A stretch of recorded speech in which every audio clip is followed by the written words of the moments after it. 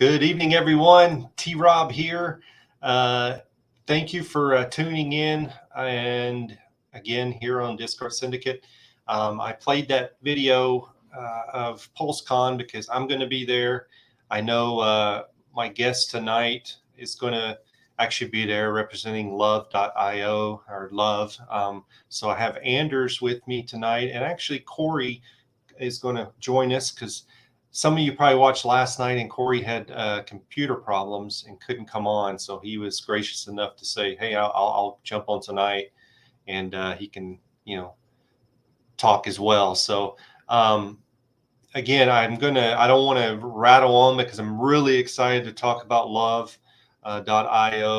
If you haven't been over to the website, amazing website, by the way, great info. But I'm going to go ahead and bring a man that's way away from me, and I don't want to keep him long because he's still having his coffee. So I'm going to bring Anders into the stream here. Hey, Anders.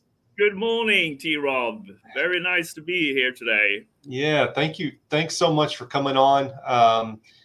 Good. It's weird hearing good morning, because it's evening here where I'm at, so it's kind of interesting. So other side of the world. Yeah, for sure. So tell me, first off, I'd like to know who you are and how you got into this crypto world and where this idea came from. Yeah, so it's a quite long story. I can start with myself. So I'm from Sweden, grew up in Sweden, went to university in Sweden. Then I went to Asia quite early, and so I actually went to China at the time when all companies and so on was moving to China. I came there as a student to learn Chinese and so on, and there was where I started my first company, and this is long way before crypto and so on, and that was a company called DTube, which I co-founded. Ran the company, built the company very successfully. That grew up to 400 employees. It was in virtual floor plans and so on for the real estate industry. Did an exit 2009, 10-ish, around that time. News Corp that owns Fox News in the US bought the company. They are very big in these platforms. They own realestate.com and in the US and so on. And that was also the time when I started to discover crypto. Living on an island in Sweden, I got I actually started because living abroad. I at that time had already been living in China for a long time, and I wanted to have like a way how to be able to protect your assets and so on. And I heard about Bitcoin very early. I got in already then back in 2010. Bought my I would say I discovered Bitcoin 2010, and then I bought my first Bitcoins already 2011. Then I was in that community, or have been in the Bitcoin community for a long time. Of course, also I'm not like a Bitcoin maximalist, or have been. I was very early into Ethereum as well. Co-founded 24/7 Block Labs, which is both a venture capital platform, also advisory board, and so on to blockchain startups. Was involved in quite many different projects, launching on Ethereum in the early days. Okay. Love, as that was your question, how that came. It's actually started with an idea with a big, like the Bitcoin fork that happens 2017, and of course all hexagons. No, Richard was a Bitcoin maximalist in the Bitcoin core camp. We had Roger Ver in the Bitcoin Cash side and so on. And that was a big dilemma or a conflict in philosophy about Bitcoin, how to create what Bitcoin was supposed to be in the future. And of course, the Bitcoin Cash side, that was like digital cash. They wanted to do a cryptocurrency for that. Bitcoin Core, they saw it to be like the internet gold, the gold of the internet and so on, the store of value. And Love was actually starting as an idea around that concept. We said that, okay, Bitcoin Cash, we will have a look now and see if Bitcoin Cash can actually create the cryptocurrency now that can do this, like go mainstream. Like Roger, he said, like just give us larger blocks, change in the protocol, and then Bitcoin Cash will become these like the mainstream cryptocurrency.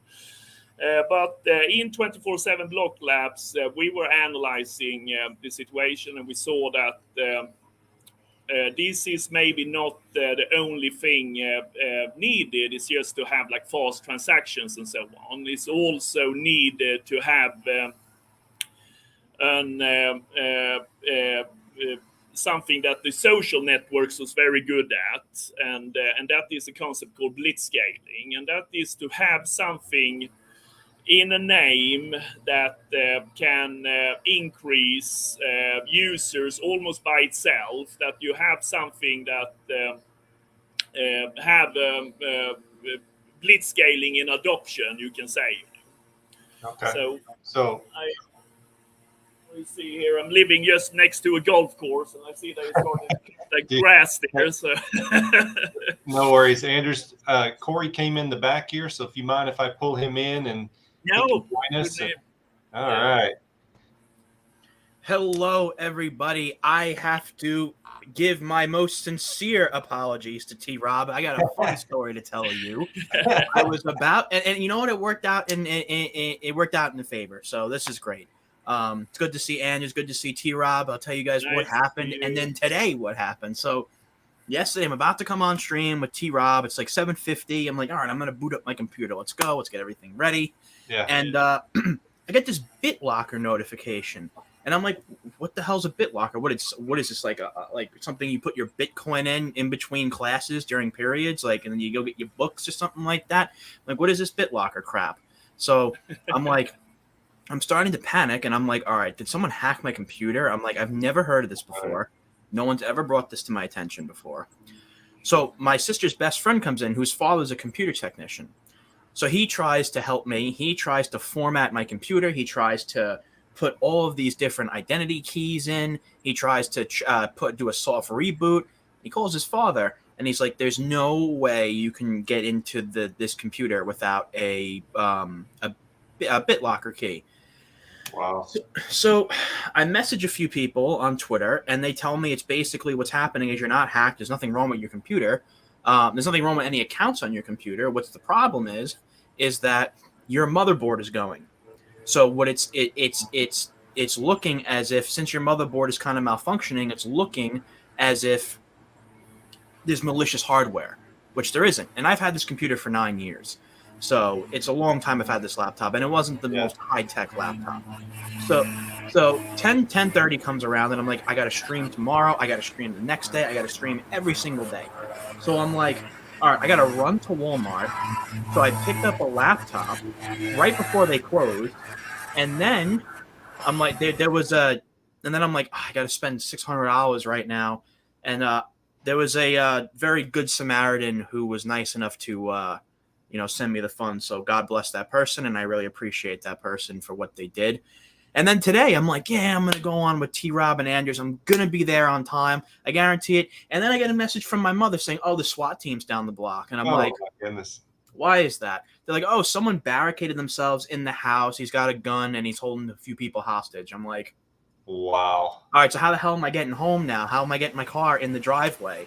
And I'm like, so they had to let me through. Thank God one of my best friends a cop. He's like, listen, he lives here. So I had to literally and that's why like I rushed in here. I'm like, oh my god, I feel so bad for this poor guy. I'm like, I told him 2 nights in a row I'm going to be here, and the second time I'm late too. So T-Rob, I am so sorry. Anders, I am so sorry. I didn't expect. No problem, Corey. I didn't expect No a hostage worries, man. situation 3 houses down.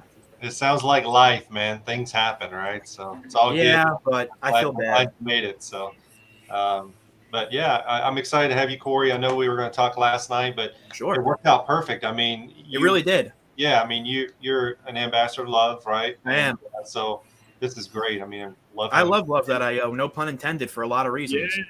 Yeah. So, Anders, I didn't mean to cut you off earlier. So no, it was. I said I live just next to a golf course here, basically on the green. So yeah, you never know. They just came here, you know, and now they are taking away a lot of leaves and so on. But it should be fine now, I think. Yeah. So back to love there. So we started to understand that to get something that can increase users almost by itself, it needs to have something more, because getting adoption for a cryptocurrency is very hard, as we know. It's a lot of you have to explain, you know, how it works, you know, the names, why is it these strange names, you know, and so on. It's a lot of these problems. And what we were analyzing is that there is basically one name in the English language that is like universal. Works at something, you know, like when you receive it, you have a positive feeling. If you receive love from someone, you have a positive feeling, just like Facebook did with friend requests, that when you receive the friend request, then you accepted, and then after that you enrolled into Facebook and so on. So Facebook, they didn't need to sell in like the brand name Facebook. They just like competed out MySpace just using friend request, you know. Mm-hmm. And love as a ticker have the same like good feeling, you know. If you receive love in like $10 in love from your best mate or from your family member or someone, then it's a positive feeling, and you will take time to try to, how can I download this love? How does it work, you know? Plus that it also create an enormously strong ticker when it comes to integrate into like e-commerce. You know, you can have like love as cashback for products and so on a marketplace like we are building in lovefi.com. You have micro tipping, why Corey was sold into love in an early stage, because love can be used in micro tipping for streamers. You can have it like live streaming and so on. You just have your QR code with your love address and receive love from your followers and fans. Okay. We have, there is so many very, very strong use cases in the ticker of love. So basically, way before Richard announced Polchain, we were working with this concept and invested 24/7 Block Labs, had invested a lot of money already back then. I think that we are probably the only project launching on Polchain that actually were like self-financed from the beginning, and we like love.io, which is was a very, very expensive domain to acquire. I can tell I don't say any prices, but it was very, very expensive. Yeah, I'm sure. So we are a very serious project. Put in a lot of resources into it. We have an extremely strong team, international team. We have ambassadors all over the world. We have been to over 22 international conventions around the world, probably the only project launching on Polchain as well. We really look at getting monetary energy from outside. We believe that if all projects and Hex included, if we are going to go to all-time highs and Polchain is going to do 10,000x, then we believe that we have to get like monetary energy from outside coming in. So that's why we have basically been quite quiet in the Hexagon community and so on. Even if I was old admirer of Richard and have been early investor into Hex as well, we have really focused on these like bringing monetary energy and so on from outside. Being all over the world, a lot in Europe. I think we've been to like 12 conferences in Europe. US, we've been to all the major ones. We have been Asia here. We have our devs teams working here in Asia, so that's why I spend some extra time here now. So we have finalizing our marketplaces and so on. We have 3 very strong devs teams working. Yeah. Any questions you have, T-Rob? I'm happy to answer. Yeah, anything for me as well. I'd love to speak if you have any questions for me. Yeah, I mean, I'm very intrigued by this. So I guess my first question, Anders, is you talk about the micro tipping and I was reading about NFT, trying to support NFT creators. Is that actually functioning now, or is that something that's coming? So as I mentioned, we have 3 devs teams now working. We have the marketplace, which will be massive. We have for the past 10 months, we have just had, I think, 20,000 or 30,000 perfumes that we have just like listed, just so people can see how it can like work in the marketplace. But what we are doing now is to add on like hundreds of thousands of more products, and it will be like all the famous brand names and so on. And that means that everyone that is in and buying, they can receive love, cash back. So we are getting adoption already today. We have people buying from the marketplace, which is fantastic, and every purchase of a product that they find maybe on Google and then they are directed to the loveify.com website, that means a buy order of love. So we are accumulating a lot of like buy orders already today, because like a percentage, I think we are sitting on like 4 or 5% is like including like love. So that means that every time a young girl in Texas, she buys a perfume online, then she gets, love. How can I get my love? Yeah, it's not released yet. We're waiting for Polchain mainnet to be launched. And then you can download a MetaMask wallet. You can download any Ethereum-based wallet, change the settings, and then you can receive your love cashback that you now is earning. And then we are getting adoption from in a natural way, very similar. We have taken that concept a lot from Amazon. How Amazon did it. They also used the concept of blitzscaling. So they did back in 2004, when Google got listed and they introduced AdWords. They made a cooperation with Google. Mm-hmm. And basically that when you made a search for a product on Google, then you found it, if it was like a perfume, for example, and then, I want to buy that product. And then you was directed to Amazon, and then you had to register an account to be able to buy that product. So that was how Amazon went from being a bookstore online to become like the world's largest e-commerce platform. And we are using a lot of that concept as well, but integrating then love cryptocurrency into the system. Wow.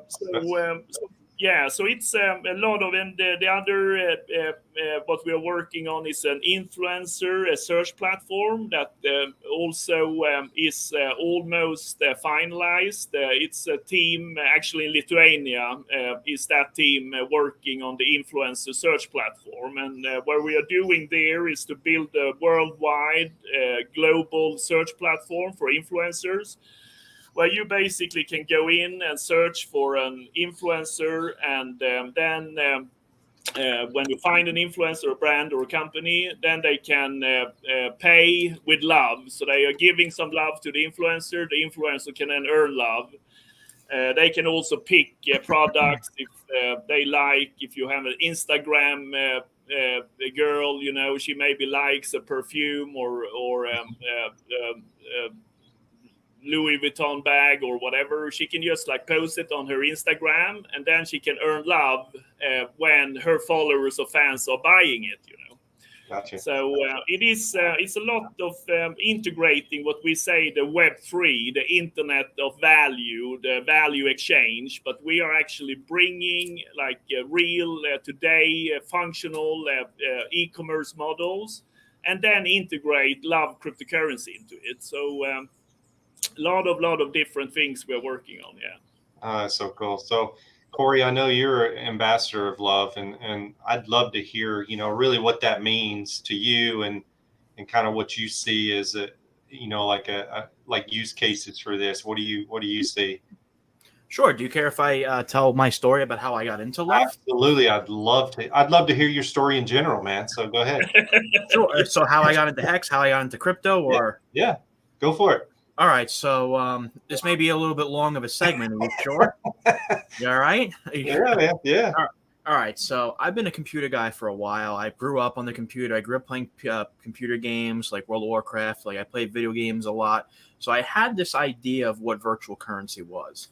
Now, I never knew really about Bitcoin until 2017. So I was working at a pet store. I was making $9 an hour. I had like $400 to my name. And a coworker of mine by the name of Daniel Gotch tells me, you know, I made 50 grand in Bitcoin. And I'm like, you know, I've heard Bitcoin before. I just never really got into it. I'm like, what exactly is this? So I started going down the rabbit hole. And he ended up being my mentor. So at the time, I was actually in a big family argument with my uncle. And we got into the phone. We got on the phone screaming at each other. And I'm like, this side of the family really needs to make money. And I'm sitting here and I'm trying to put the $500 into cryptocurrency, hopefully making 100 grand so I can help my father out. And he's like, wait a minute, cryptocurrency. And then like 5 minutes later, it's like the argument never happened. He's like, listen, I'm going to give you 2 grand to put into cryptocurrency. And I'm going to hope to see if you can make money in this as an investment prospect. So he gave me 2 grand and I put it in through my bank account on Coinbase in 2017 in the middle of June. Now I put it in Ethereum when it was $80. Now 3 days later, the Ethereum went to 100 and around $30. So $2,000 turned into $3,200 in about 3 days.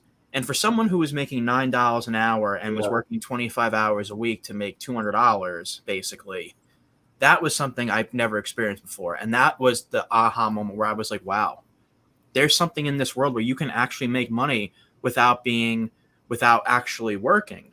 So I went down the rabbit hole and I would talk to my uncle every single day about this for hours, while simultaneously talking to my friend Daniel, who was a mentor of mine, taught me about exchanges, taught me how to send cryptocurrency, taught me about the coins that he was in. I mean, a lot of these coins now are not well known. He was in Golem.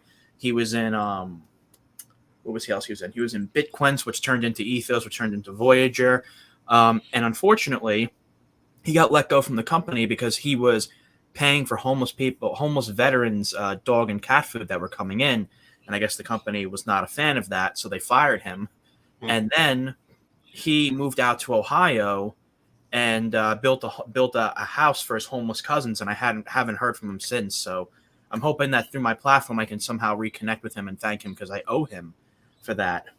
Then fast forward to 2018. The market collapses. I didn't make anything. I saw my portfolio go up to 6 figures and back down to $1,100 in 3 months' time. I got really depressed. I gained a bunch of weight. I couldn't leave the house. I started going to Emotions Anonymous because I just had no out. I became extremely agoraphobic. I would sleep constantly.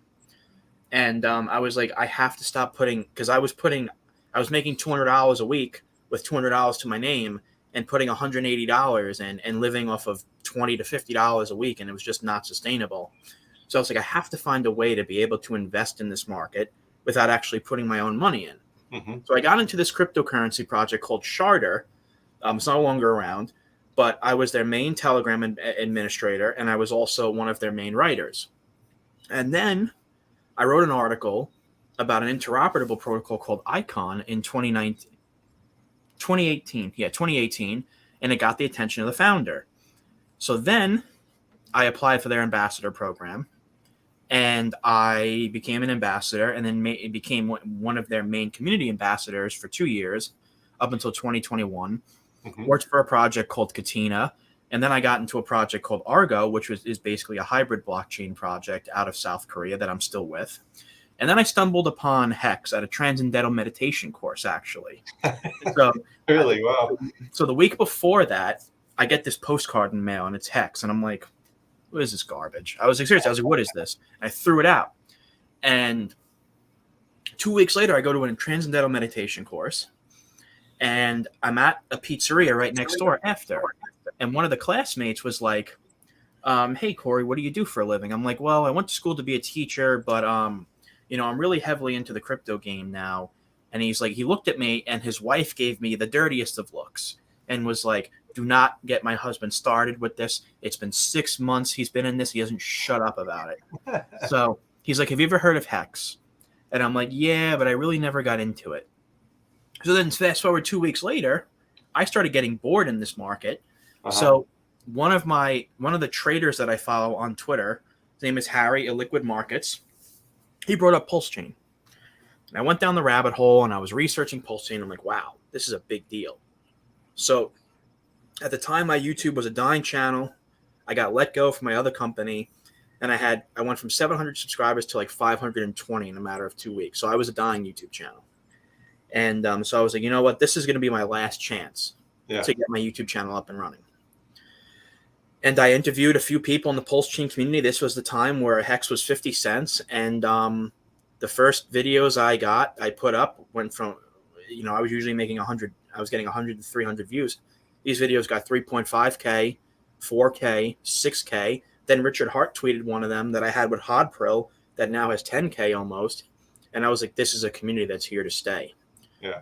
So as I started going down the rabbit hole, I started noticing that a lot of projects were launching on Pulse Chain, but a lot of them weren't given the time of day because they weren't Hex, they weren't Pulse Chain. At the time, no one knew about Pulse X, but they weren't Pulse Chain. And I'm like, you know what? I can corner this market and be that niche channel that gives these projects a voice. Because at the time, a lot of people were unfortunately very resistant to giving these new projects a platform. So a couple months in, I stumbled upon Love.io, and I believe his name was David, asked if I wanted to do an interview with Anders. And I said, yeah. And we did the interview, and we spoke about what Love did, how Love would change the landscape for cryptocurrency and microtipping. And one of the main reasons why I was so passionate about this is that as a YouTuber, when you start monetizing your channel, especially with YouTube, super chats, I'm not sure if you know, but with super chats, they take 30% from you. Yeah. So I did a live stream with David Feeder last week. My super chat total revenue was $250 for that stream. I ended up getting 170, and that's just not acceptable. And for small-time content creators who do this a lot, this is somewhat of our livelihood. Yeah. And super chats, basically, taking that much money away from us is just unacceptable. So I looked at Love, and I was like, this is something that can nullify that and actually let me have my revenue stream back. Because I'm sick and tired of making $100 a stream and then walking away with 65 to 70. It's just unacceptable. Mm-hmm. So then I started researching what Anders did for a living. And I was like, wow, he worked with Diacrit, really brought that company up. And I started realizing, I was like, the one thing I really liked about Love, besides the micro tipping, was the business aspect. It's not being run like your typical cryptocurrency. It's being run from a business standpoint. And like Andrew said before, he has large successes in the business and technology sector. And one thing I noticed as I was interviewing a lot of these projects was that, yeah, these projects sound awesome. They sound great. They sound like they have a lot of potential, but a lot of them were not looking to onboard fresh capital outside of Hex. And I didn't like the idea that, because I saw this in other communities, that they were just making projects for each other. So like, okay, we're just building a larger conglomerate of projects for the same people. Right. So, as you've seen with Anders in every conference, the guy lives out of a suitcase, travels constantly, and is really trying to get fresh capital into this ecosystem. And that's what I appreciated the most, because I was looking at these projects and I was like, it seems like this is one of the only projects that's really focusing on onboarding outside users through a method that, okay, this is Love. This is a universal language. Love is a part of Pulse Chain. Love is you could call it a distant step of separation with Hex, because we are hexagons. Right. This is a great way to onboard users into Hex, onto Pulse Chain, and also to onboard people, most importantly, to Love, because the simple fact that, one, it uses a language everyone's familiar with. 2, content creation is booming, especially in cryptocurrency, and people are getting their live streams, their revenue siphoned left and right, because the fact that super chats take 30%, centralized media content creation platforms take all your money, or a lot of it, and Love nullifies that. And going to conferences constantly speaks for itself. And I think that Love.io has legitimate potential because of what Andrew said, Metcalfe's law, blitzscaling through the name, understanding human psychology through past, where we see like how the top friends on MySpace, through the likes on Facebook, through the friend requests, sending love is more than just sending money, which is, we're grateful when we get sent money, but there's more of a meaning to it when you say, I'm going to send love. So I said to Anders about, what was it, about 5 months ago, Anders? 6 months ago? Yeah. It's an official ambassador. Yeah, I think so, yeah. So what it means for me is to grow my YouTube channel so that I can help grow Love. I've onboarded some ambassadors, actually Accountability Nation, who was very well known in the fitness space. He's a gentleman who started a fitness journey, got into crypto in 2021, and I found his story inspiring, and I onboarded him, and I was like, this is a really, really, really good opportunity for him to be part of something that's kind of similar to what he's doing. He wants to love himself through fitness, and people love him because of it. So I was like, all right, I'm gonna try to get him, because he's a good dude, and now he's an ambassador as well. So Love.io to me, in summary, is, I like how 3 things. It's run like a business, not like a token, which is very important to amalgamate legacy finance and cryptocurrency. Anders has a past of success, actually more than 3, has a past success in business and finance and technology. It helps content creators bring back their own sense of revenue streams. So if you don't have like a gajillion subscribers, you can actually have at least some revenue. And 4, the name speaks for itself in the English language, which is the second largest language on the planet. So that's what it means to me, and that's why I really appreciate Love and what it's doing. And 5, it's looking at Hex and Pulse Chain garnering outside capital instead of just making a project for the pre-existing investors. Yeah. Well, Corey, well said. Love hearing your story. But one thing that really struck me, and I've been kind of looking over the website of Love.io, and I see a lot of projects that are launching, and truth is, a lot of them are not bringing any money into the system. They're using a lot of it, and they're not bringing anything in return. So thumbs up to you, Anders, on this of trying to, Thank you. bring in people from the outside, because I think that's so important. Yeah. I agree. And just to add to that too, and that is just the way it happened, because what we see is that we have something so extremely strong that can work in so many other crypto communities and also non-crypto communities, as we said, in e-commerce, and normal YouTubers, streamers, and so on. And how we see it is that to be able to get, like create a new cryptocurrency that will do like 10,000x, that means that you have to get like outside capital. I sometimes, like there is of course also very interesting projects launching on Pulsechain. But what I see is like, why don't everyone go out, on international conferences and speak, and get that? Because that is how we will get to those 10,000 X's of new cryptocurrencies launching on Pulsechain. Because what we have now with coming up when it's launched is something extremely powerful, and that is a blockchain that will have 3-second block times, will be extremely cheap per transaction, and providing the whole stress tested code, the security that Ethereum have had since 2015.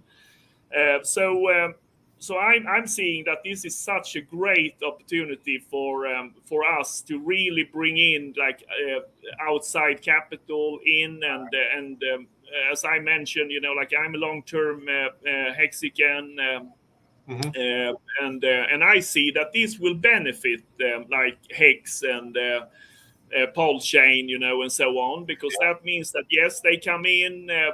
We have been getting a lot of ambassadors in the international NFT communities. They see great advantages with Love, because Love will be stored on the blockchain, so that means that they can give back rights to their followers, and so on.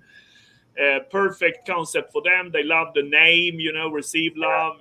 It's like understandable by anyone, and that means that they will come in, they will get Love, they will and then maybe someone wants to cash out, and then they are in the Pulsechain ecosystem, and then they say, oh, what about these like Hex, well, maybe I want to store my money, and I really have started to learn about more about that cryptocurrency, and then we're getting in like monetary energy. That is the channels that I see. It's I have been like very vocal that I feel that what I have been afraid. I think that just like the last few weeks, it have turned from being like cannibalism in the Hex ecosystem. I think that now we actually are in a very good phase here now, that projects and so on start to understand that is what we need to do. We have to get like more people in, knowing about Pulsechain, getting the monetary energy in. And as I said, for Love.io, we have been doing this for like over a year now, been out on like international conferences.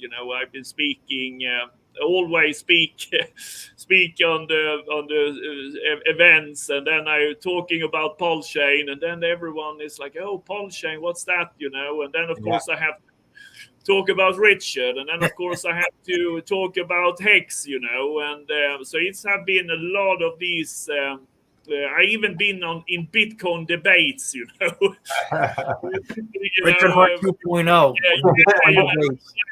Bitcoin debates, and I've been there, defending. I would say, where is Richard? I wish he was here, Got to have him on speed dial, huh? Yeah, for real. Yeah. Well, I mean, Anders, I tell you what I always enjoy, and like to me, like with Love, it's like I think you're going to onboard people and they don't know they're getting onboarded, right? Exactly. I mean, that's what I see. Like the best use case you have here is that we're sending love to people, and they're coming into Pulsechain, they're coming into the ecosystem. They don't even know they're in the ecosystem, right? No. So it's actually building, this community while it's actually serving so many applications. So really well done. Great idea. I love the cases. Your use cases is just like spot on, and all of it's needed so much. So great job on that. Much. Thank you. Yeah, it is amazing, and also which is like the great thing with to have the ticker love and the website love.io is that it works in like any camps, like I have a lot of I get contacted by churches. They find love very interesting to integrate. For we have charity like Corey, like not many people know, but Corey working 4 or 5 hours per week in animal shelters in New York. Yes. And we also have our UK ambassador, Dasha, doing a great job. He's also working with charities. We do working with that. And that is also something that is like natural in the word love, that you actually have a cryptocurrency that you can send love to, like charity and so on. And we, of course, in our sacrifice, we have that we believe that love cannot be like commissioned or banned or like have happened. We believe that love should be used by anyone when we're talking about this, like the internet of value, the Web3, and so on. And that is something that we see, and also that it works in any language. We have communities now popping up in Japan that I get, like tweets included in Japanese, that I don't understand. That's great. And they are just, because that's like the first word in English that they know is like love, they go with t-shirts, love, Yeah. They see that as a ticker, Yeah. So I think that this will be so big, and I'm like so excited. Like everyone says, oh, you're working too hard, you travel everywhere and so on. But easy if you work for love, as I say, it sounds like a cliche, but it's if you work for love, it's like you have so much energy and so on, because it's so much positivity around it, Yeah, for sure. Yeah, if you do what you love, you won't work a day in your life. I think that was either Mark Twain or Confucius. Yeah. I don't know who said that, but one of those gentlemen did. Yeah. So talk to me about, because the big thing everybody wants to know about is sacrifice and airdrop. So talk to me about the sacrifice, and then kind of talk to me about the airdrop. How's that all working? So it's basically the same as Pulse Chain and how Richard did it, and we have followed that. Like Richard, he have I know Richard, I believe, have used the Swedish law firm when he was setting up, like the legal requirements and so on for the sacrifice, and we have also done that. We also have our own legal representatives and so on.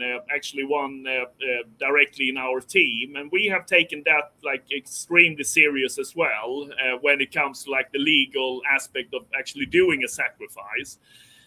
But instead of like what Richard have done with Pulse Chain and Pulse 6 with the different statements in the sacrifice, we have basically done the sacrifice for love, that we believe that love should be something that cannot be banned or commissioned or anything like that. In other terms, it works the same. We have sacrifices, of course, coming in. We are working for security reasons. We have worked and still do with a platform called coinpayments.net, which have provided like the security. That is also one reason why we don't publish like officially the sacrifice amounts and so on. We have published some, a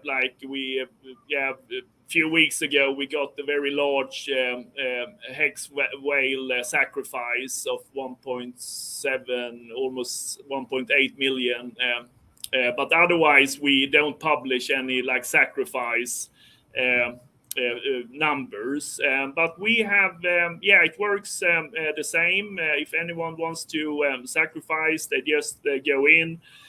There is, since we're working actually with a secure platform in the sacrifice, people need to provide like an email, but that can be like a throwaway email. It's nothing that we want to track you or anything. It's just for like security. If someone is sending to the wrong addresses, which have happened, it's very easy for us to correct it. I believe it's have been a few sacrifices to the Love Ethereum contract address, but we have that very clear on the website. Don't send any funds to the Love Ethereum contract address. Just follow like the sacrifice steps and so on. And if people wants to sacrifice Hex, then it's outside the platform, and just like contact at loveify.com, and then we will provide the correct address to sacrifice using Hex. But otherwise, I think we take 12, 15 different cryptos, and that is, we have, and I would say that back to when it comes to bringing in monetary energy, that I would say that we probably have like 80% of the sacrifices is coming outside of like the Hex and that ecosystem, which we see that is like such a great advantage. If we are going to do like, as I said, hopefully like 10,000x when Love gets airdrop, then you need to get like the monetary energy from outside, and we're seeing that as a huge advantage for us, that we actually is doing this like international approach, and so on. And sure. So the PulseTube, I just wanted to say shout out, hey, thank you PulseTube coming on. Thanks for all you do. I like this. Can you stake love them? I love it. Yeah, we actually have we are not working on like a staking app, but we have some in the communities. They want to have it, so maybe we will have some kind of like staking as well, and they want it to be called Love Makers. That's great. Oh my God. Really great. I love that. That's really it's quite a name. Yeah.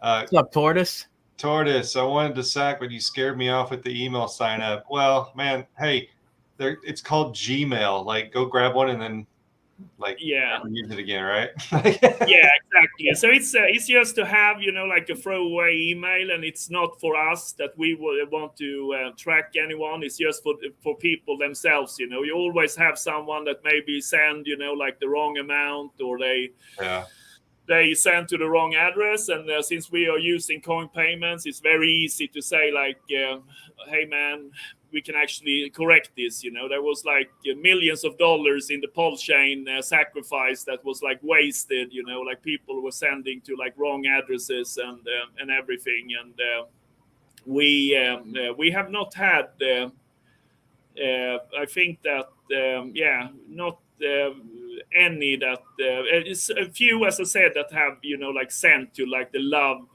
Ethereum contract address, so that we can't recoup any of the people sending there. But if they follow the steps, and then it's like no problem at all. Yeah. So Anders, I know are you going to be speaking at PulseCon, right? Yeah, I will speaking as well.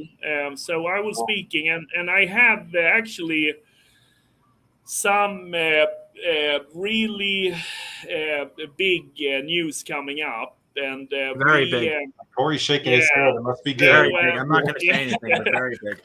So it's CBS News. They are actually doing an docu-series about disruptors and innovators, and that is like for all traditional IT companies, big companies, massive multinational companies, and then they also have a blockchain section. And Love.io will be in that section, and they want to do Love.io, either in London for 2 days, and I trying now to get them to come to PulseCon and doing the segment about Love.io at PulseCon. Oh wow! And so that will be massive to have that, and that is, I think it will be a segment maybe around like 10 minutes, like. So, and that CBS is of course one of the biggest channels in the US. So tell us who's really doing that. Like that if that's not onboarding to Pulse Chain, I really don't know. Right? Yeah. You can't get much bigger than that, right? Yeah, exactly. I mean, CBS is massive. Yeah. I didn't know you were going to say it on stream. That's why I was just like, no, I can say it, but as I said, it's not. The location is not 100%. I'm trying to get them to do the segment in Vegas because I think that would be like fantastic when we have like Pulse Chain there and all things. They said, oh yeah, they want first that we do it in London and so on. But I'm really working, and I think we will be able to do it in Vegas there as well. And then I will be speaking as well, and that can be like really good to have that. So, and they will have they will send the full film crew. So that will be pretty big. Like one day will be like totally. Love.io, and of course Pulse Chain, because many people they say like, oh, why do you give them so much exposure to Pulse Chain? And this is natural because every time like we are out and they are saying, yeah, Love.io, it's a great idea, it's a great concept, but how about the technology? How will you solve Ethereum's high fees? How will you solve this and that? Yep. And then I always have to talk so much about Pulse Chain, and then of course talk about Richard and so on. I probably will mention Hex in the documentary as well, because that is needed, because that is always like follow-up questions and so on Pulse Chain. What is Pulse Chain? How much money was raised? Who is the founder?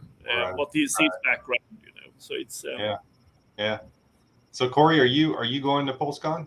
You gonna make it out there? I'll be there from the 4th to the 6th. Okay. Make a long story short, Hexologist was like, coming to the KSB.TV live stream I'm having with Hexologist. I was like, okay. I was gonna come in, and I actually didn't win the first time or the second time, but the people who won it didn't end up claiming it. Oh, so nice. I was the third one, and I was like, yeah, I'll go. So I was like, you know what? This is the first time, I'm actually traveling. I was like, you know what? So it'd be cool. I was like, it's my stepmother's birthday on the 5th. So I was like, you know what? So let me invite my father and my stepmother to Vegas. So I'll be there from the 4th to the 6th. I'm going to the golf, the golf event. Yeah. It's on Henderson. Yeah. And then besides that, I'm not even really sure. I mean, the Cabana, I think I may come and say hello at the Cabana party, but I'll be there from Sunday around 5 o'clock till about Tuesday around, I want to say 7, 8 p.m. because then I go to the airport to go home. So yeah, I'll be there. Cool, man. And maybe I get you in the CBS segment of Love.io too, Corey. Absolutely. Absolutely. Awesome. That'd be great. Yeah, man. I promise I won't wear a tank top. It's so hot. It's so hot in New York right now. It's just like it's 90 degrees out. It's so bad. Yeah, it's bad in Texas too. We haven't had a drop of rain, and I'm just dying. We haven't had rain in weeks, so it's like we're actually in a drought right now. So it's not fun. Yep. So Corey, I mean, I want to talk to you a little bit about you talk about tokens in general, right? I mean, you talk about a lot of projects. Yeah. So I know, like, I've watched some of your streams. I appreciate what you do. I mean, it brings a lot of light to a lot of. One thing that I love that you said, and I think you and Anders are the same, is that I think a lot of projects don't get they get nothing. They get no push because some of us have blinders on, right? So we don't want we only want to promote this handful because we know the people or whatever. So I appreciate what you do, because Absolutely. you Thank really open the doors for other people to see, like, oh, there is other stuff out there that might be worth looking at. So yeah. Absolutely. I appreciate that. Like, I was the first one that gave Maximus a believe it or not, an interview with Gold Key. A lot of these projects came to me for their first interview because no one wanted to give them the time of day, and I think that's a major problem. Yeah. And don't get me wrong, like on BSC and Ethereum, do a lot of scams launch on it? Yeah. Do a lot of projects launch on those chains that fail? Yeah. Do a lot of those cryptocurrency projects, they have red flags? Yeah. But do a lot of projects on BSC and Ethereum also succeed? Yeah. So I think we're all big boys and girls here, and I think it's really important for people to be able to take fiscal responsibility and say, oh, I like this project. Oh, I appreciate this project, but I don't want to be involved in it financially. That's fine. Right. I mean, you can be involved and you can like something without having to buy it. I mean, I like Ethereum, but I don't have any. So, and I was like, you know what? I didn't like the fact that no one was giving these poor projects that really wanted to get into this ecosystem a voice. So I was like, you know what? I was like, this is something that I think that I would be able to do exclusively because no one else really is doing it at the time, at least. I mean, now you have a lot of different streams coming up. That are doing it. Like Jim Rat Crypto does a lot of it. Fashion Coder does a lot of it. Rags to Riches does a lot of projects. Crypto Heartbeat. I do it a lot. RH Max does it a lot. Sloth does it. It's just, and I'm glad to see that because like for a while it was like you saw this conflict of consciousness between like the people who did do very well in Hex and were very protective. Yeah, they were very exactly. Thank you for that. Very protective of presuming that this was going to take outside capital. It's going to take capital outside of Hex. But you know what?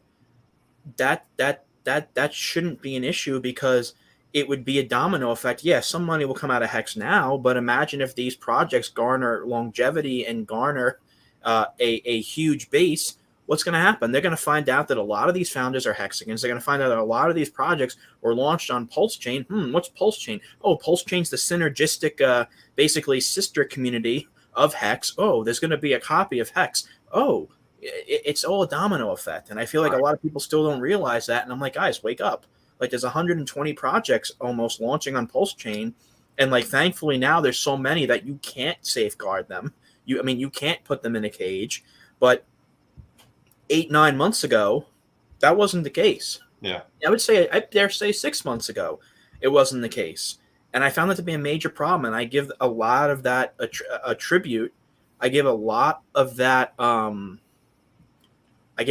success to my channel because I gave those projects and their communities a voice. And now, of course, like I have to be a bit more careful with who I interview and the projects that I interview. If I like get a message from like, Pulse Nipple Dogecoin collapse, like I can't. I'm not going to interview them. That's actually my new one, Corey. So all right, then you know what? I promise you this time I will not be late. I will tell the SWAT team to move. I got to interview Pulse Nipple Chain. But in all seriousness, like as I've grown in channels, I have more of a responsibility. But if a project has credentials, if a project has a community, if I can look at the community and it's not been around for 3 months and somehow has 100,000 followers on Twitter and gets 3 likes on a post, or if I go on their Telegram and there's 300,000 people and they all say the same thing, nice project, nice project, nice project, nice project. I'm like, all right, you guys are full of shit. So you got to do a little bit of vetting, but now I feel like a lot of projects that I've interviewed in the past have really established themselves that I'm not really afraid to re-interview these people that I interviewed in the past. So, and even the new ones, like I have, there's just a few people that I've been very, that have asked me, I get emails sometimes now from projects I've never heard of. And I'm like, all right, now I got to do a vetting process and stuff like that. But I don't think that the best solution. I mean, people do well on it, just Hex and Pulse Chain, and 70% of my channel is Hex and Pulse Chain, but not all of it is. I mean, tomorrow I'm interviewing the founder of Syscoin, which is a blockchain that's been around since 2015. Mm-hmm. So I don't believe in being such an exclusionary channel. Like, I've interviewed Cult DAO, I've interviewed Syscoin, I've interviewed Icon, I've interviewed Kusama Starter, I've done things for Moonbeam and Moonriver, I've done things for Argo. I don't see a need to stay stationary in one community, because that's not how you bring communities together. It's just not how you do it. You don't. If I'm in a room right now and I scream at the top of my lungs, but if I'm in a soundproof room, the only people that are going to hear me are the people in that room. So, I mean, but the second I open this door and I start talking outside, and then if the community likes my channel, oh, this guy likes Hex, this guy likes Pulse Chain, this guy likes Cult DAO, this guy likes Love. Oh, this guy interviewed a project called Liquid Loans. What's that? Right. And I feel like a lot of people need to open their eyes to that just because these projects haven't proven themselves yet doesn't mean that they haven't Pulse Chain hasn't proven itself yet. It's not even launched. Yeah. So, that's why I kind of look at it from a perspective that, like, being exclusionary is not how you build a channel.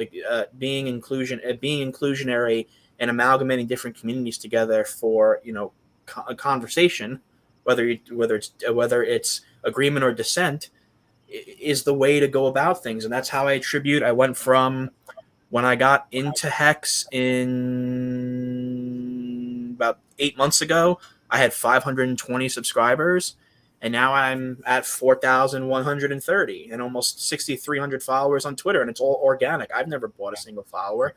I've never bought anything on YouTube.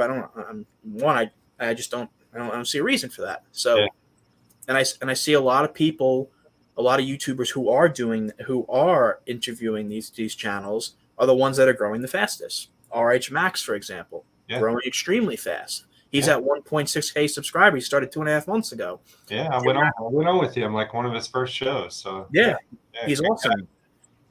Jim Rat Crypto doesn't miss a damn day. Every single day, 11 o'clock in the morning. That's way too early for me. But, he doesn't miss a damn day. And you know what? I got to give a lot of respect to the guy.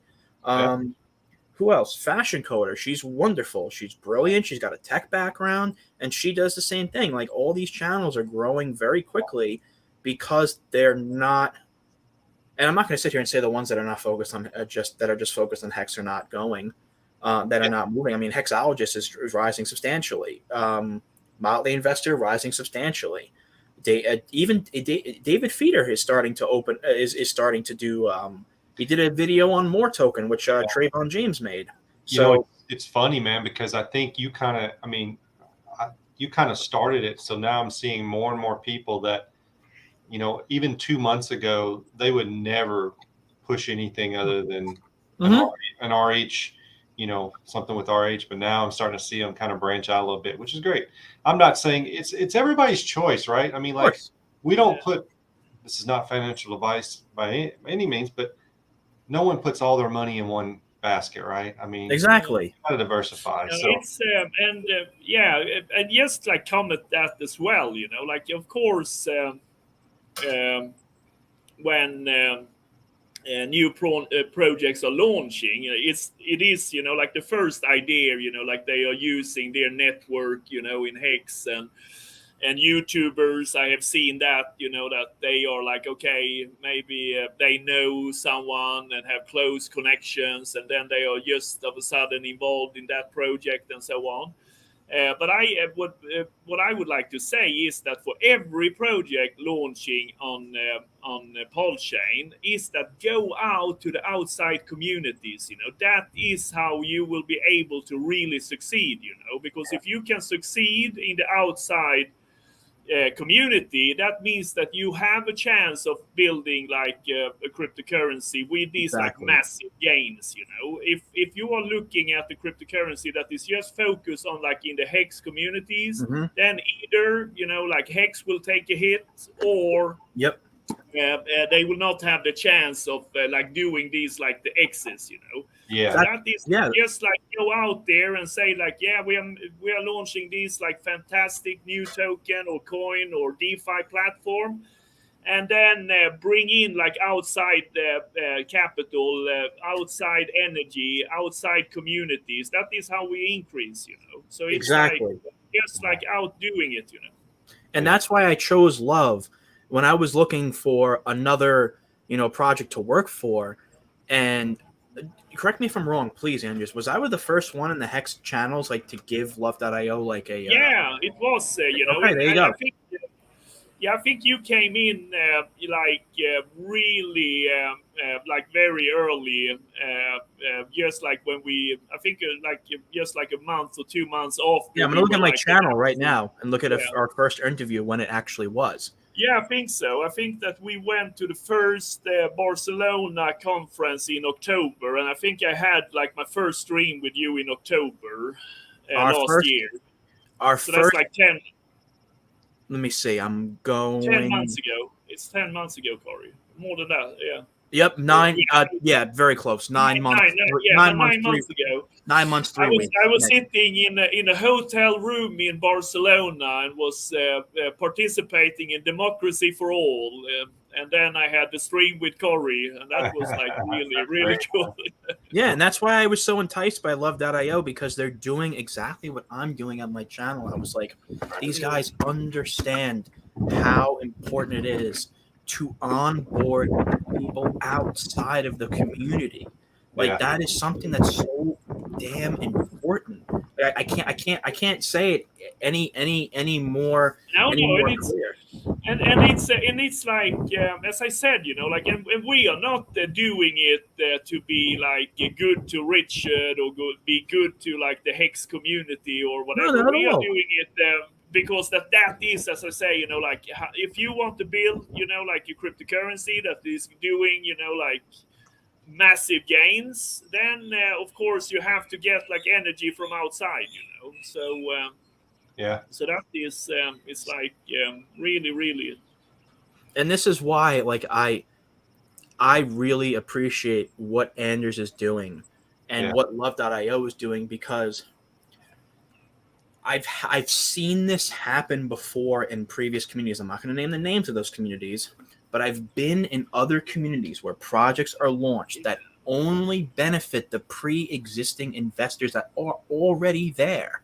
Mm-hmm. It's like a walled garden. Like, you're not going to be able to get new gardeners in the walled garden if the gardeners don't speak out about the flowers that they're growing. And it's just like, that's why I was so, when I looked at Love, I was like, this is something that's actually, you know? Yeah. And I have another big, if I'm going to say that too, it's we are going to list that one major exchange here in Asia as well, with over 700,000 traders, you know. Wow. And is that the one you put on your Twitter? Yeah. So that is, and that is it is we are like setting up now like the roadmap with that, so we will list that exchange, and then they are like doing a lot of co-events where I'm going to speak at their events as well, you know. So, and that is, you know, like 700,000 traders. Yeah, of course, everyone will not buy Love, you know, but if we get, you know, like 10%, you know, that goes in, you know, and join, you know, like the Love community and get Love, that is like massive for the token when it's launched. Exactly. And also what it provides, it actually provides, you know, like an on and off ramp, you know. So that means that we will have great on ramp and then off ramp as well. So it's we are looking at, and many of these partnerships we will have, because we are launching both on Ethereum and then of course on Polchain. So Ethereum, Love on Ethereum will be used for like centralized exchanges and so on, and then provide an on and off ramp. So that means that we don't need to have like on and off ramps on Polchain, because love can always be like exchanged. We are looking at doing a one-to-one peg through the love on the Pulse chain to the love on the Ethereum chain. Exactly. So that means that people who, if they earn like love on the cashback, they get it with the fast transactions, the love on Pulse chain. Then they can bridge over to love Ethereum and then cash out on one of the off ramps that will list, like love and so on. So very cool. It's that is the cool thing, That's like the really cool thing. Yeah. So I mean, we're getting we're about an hour 15 in. I don't want to keep you a long time, Anders and Corey. I know you guys have got life, but Anders, I had a question for you because I mean, I'm a business guy, an entrepreneur, and I'm really intrigued by was it LoveFi? Is that right? Like so we have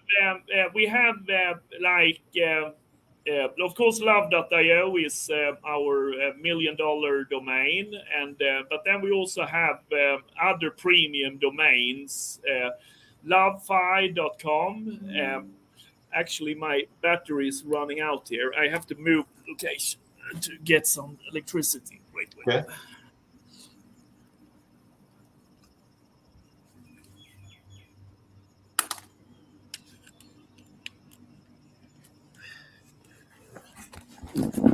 So here we go. Cool.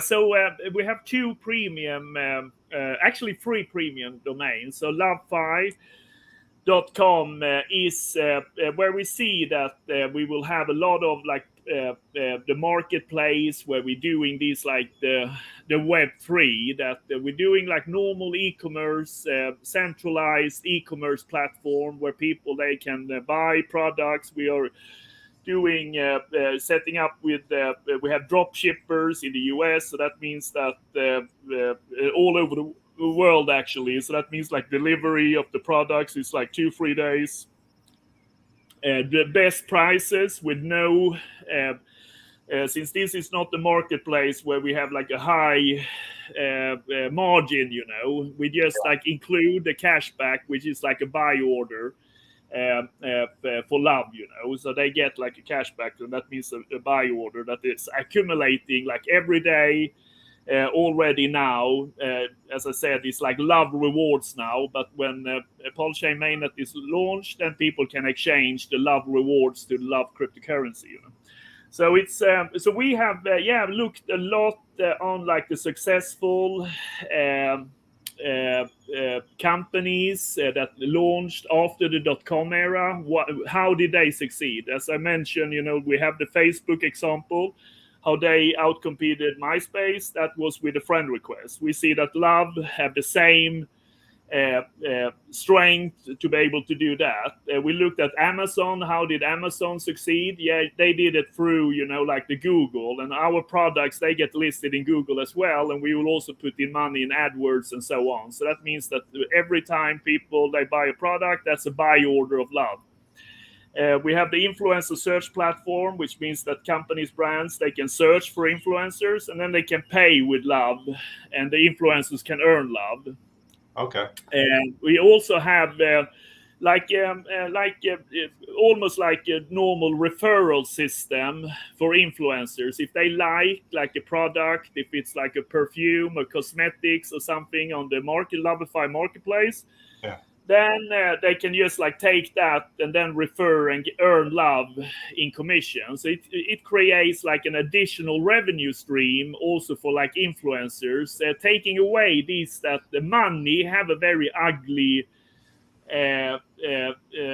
how to say it, for an influencer, if they just get like commission in money, it's not so good to their followers or fans. Oh, she's just marketing that to get money, but with Love, it takes away that feeling. Oh yeah, I love this product. And you earn Love, when you are like posting it on your social media, Gotcha. So we believe that in the business aspect, we have put in, tens of thousands of brain hours, like really analyzing all the platforms that we are building, And we, as I said, it have been amazing that we already now have so big adoption outside. We get like NFT influencers, big influencers on Instagram with like millions of followers. It's like now we don't want to get announce like the really big ones first. So we are starting, like and getting, like, okay, middle-size influencers on Instagram and so on. They start to join, like we have like beautiful girls with the bikinis, they love the concept. They become, influencers, and they will market, of course, all the products on Lovify.com and Lovify these products. But that will be like also like bigger influencers will come later on as well. So we see that in the business perspective, we are really an untapped diamond that is soon going to be released with Pulse Chain's launch. Yeah, that's awesome. Well, I was intrigued by that part because I'm building and going to launch a clothing brand. So I was thinking about trying to tie it into love. Yeah. So yeah, that's why I was very intrigued on that.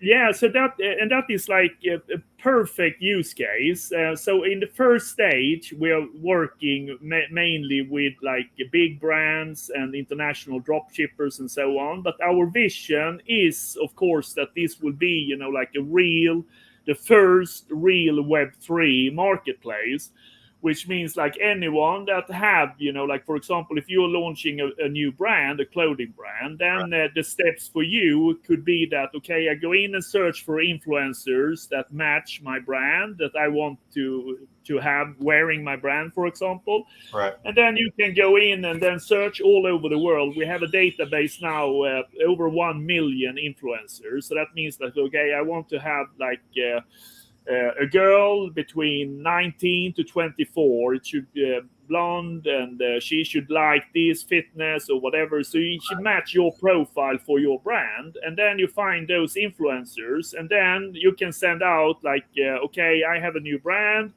We want to market, use your social media and marketing our brand. And you can be paid in love, or you can also be paid in fiat, because it doesn't matter. This will be automated swaps, So even if maybe in the beginning, some influencers, they say, oh, I only want to have like $500 in fiat. Okay, then you pay that. But then they say, oh, this Lovify, why is Lovify love increasing by 10%? Maybe it's better I get paid in love next time, and then I can save it, and so you get like adoption through that. But it should work, like exactly like small entrepreneurs, people that wants to it is a concept that we have worked a lot, and why the name Lovify.com is because you as you know, the social fi is like a big, huge, massive industry where the products are sold through like social media and so on, and especially on Instagram. It's like incredible. It's and that's where we're going to tap in with Lovify.com. Amazing. So, I mean, we're at we're about an hour and 20. And so I want to let's get to our closing here. So Corey, I mean, I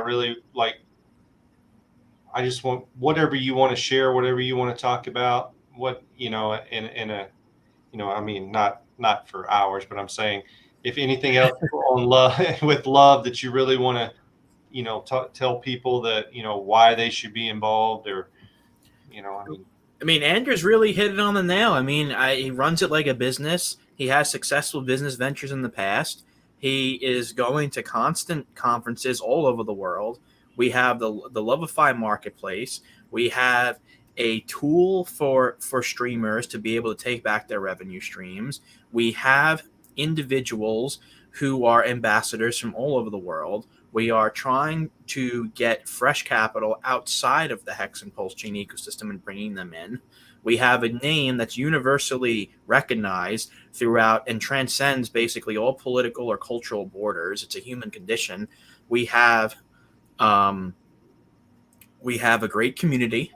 We have, excuse me, we are going to be at PulseCon, and I really think that Love.io stands out in the crowd. And I think that, people shouldn't mistake our silence for idleness. And that's why I'm really excited for Love.io, and I'm very happy to be on this journey, because I do believe in this project. I do believe that this is a project that will succeed simply because of the way that it's being marketed, and the way that it's highlighted, and the way that it's a business. It's operated like a business, and it's not operated like a cryptocurrency. So like I said before, it's able to amalgamate both the business, legacy finance, and crypto and the crypto community. So I want to say thank you for your time today. And again, I'm so sorry about yesterday and coming in late today. I really do apologize, man. No worries, man. I'd love to have you back on, Corey. Oh, of course, dude. Yeah, and this time I promise I will be on time. I promise. If the SWAT team doesn't end up down my block. Oh, man. Yeah, definitely, man. What a story. We'll have to talk about that next time you come on. But, the big thing with me is with love. It's like, who doesn't want love right now? Do we? Yeah. Because in this crazy world, we need love more than anything, right? So this makes sense. It really does. Yeah, it is, and also back to that love is like universal, and that what we joke here, like me and the devs and everyone is, which politician will have not the courage, but to be able to ban love, when we have this like massive adoption, like no one can go out and say that, oh, we want to ban love, it's like it will be like the political suicide for them. Yes, it would be.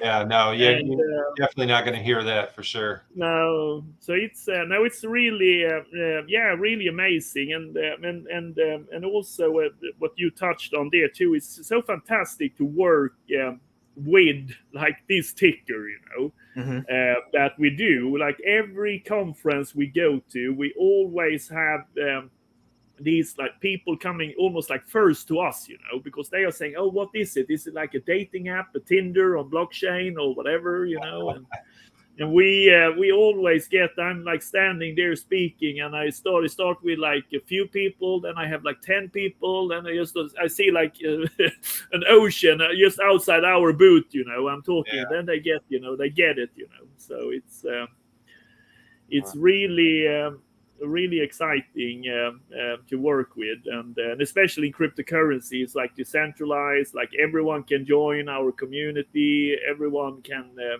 join in, and as I also jokingly say, but I have a serious vision about it, is that everyone will have some love in the wallet, they will get it, like even if they like buy a product, they get some love, and then have that as like a value that increases, and you don't sell love, like you always you hold love, so yeah, for sure, we all need to hold on love and have love for sure.